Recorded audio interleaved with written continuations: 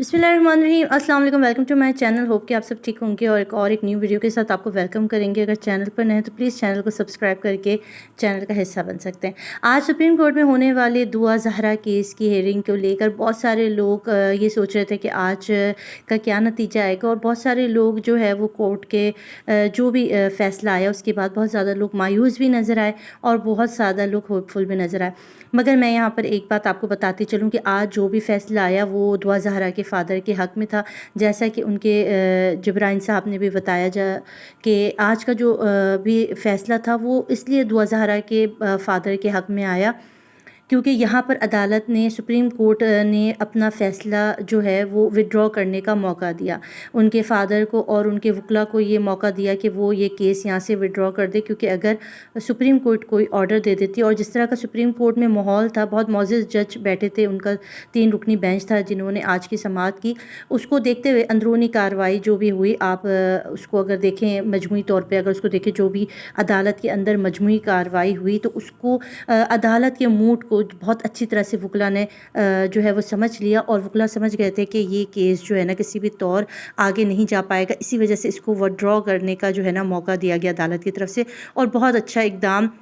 जिब्रान नासिर की तरफ से किया गया कि फ़ौरन इस केस को विथड्रॉ करा लिया गया। अगर ये केस विथड्रॉ ना होता तो यकीनन इस केस के जो नताइज आने थे ना वो बिल्कुल उलट आने थे, क्योंकि अदालत के मुताबिक जो भी अंदर कार्रवाई हुई इसके मुताबिक जो अभी इस वक्त दुआ जो है ना हाई कोर्ट के मुताबिक दुआ शादीशुदा है, दुआ की एज भी ठीक है, दुआ का सब कुछ बेहतरीन है, और वो एक अच्छी शादीशुदा कपल गुजार रही है, शादी लाइफ कर रही है, और उसकी शादी को सिवाय ख़ुद दुआ के कोई चैलेंज नहीं कर सकता। और यहाँ पर ये बात भी की जा रही थी कि निकाह नामा जो है वो जाली है या गलत है, तो उसको भी अदालत ने कहा कि निकाहनामा बिल्कुल भी जाली नहीं है। ये अदालत ने नहीं कहा, बल्कि ये एक और मसला था,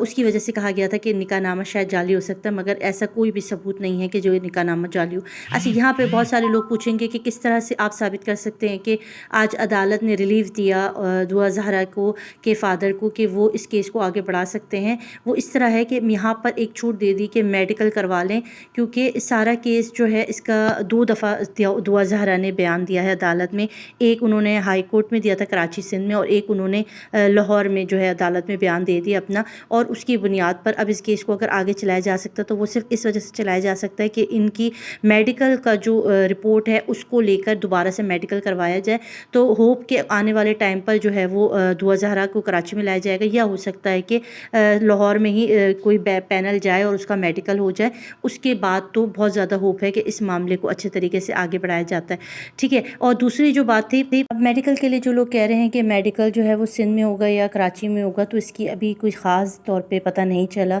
और दूसरी बात जो हुई वो ये कि इनके जज साहिबान ने जो है वो दुआ के फ़ादर मेहदी काज़मी साहब से पूछा कि आपकी बेटी के साथ मुलाकात करवाई गई या नहीं करवाई गई, तो इसके जवाब में मेहदी साहब ने कहा कि मेरी मुलाकात करवाई गई थी, मगर सिर्फ 5 मिनट की मुलाकात करवाई गई थी जो भी पुलिस की ज़ेर निगरानी हुई थी। इस पर अदालत ने ये कहा गया कि आपको हम 8 से 9 घंटे देते हैं कि आप अपनी बेटी के साथ तफसील से बैठ के बात कीजिए और उसको समझाने की कोशिश कीजिए। देखिए, हमारी अपनी ज़ाती राय अलग, अपनी हम लोग क्या सोचते हैं, हम इससे कतई नज़र हमें अदालत का जो है वो एहतराम भी करना चाहिए, और अदालती फ़ैसलों का जो है वो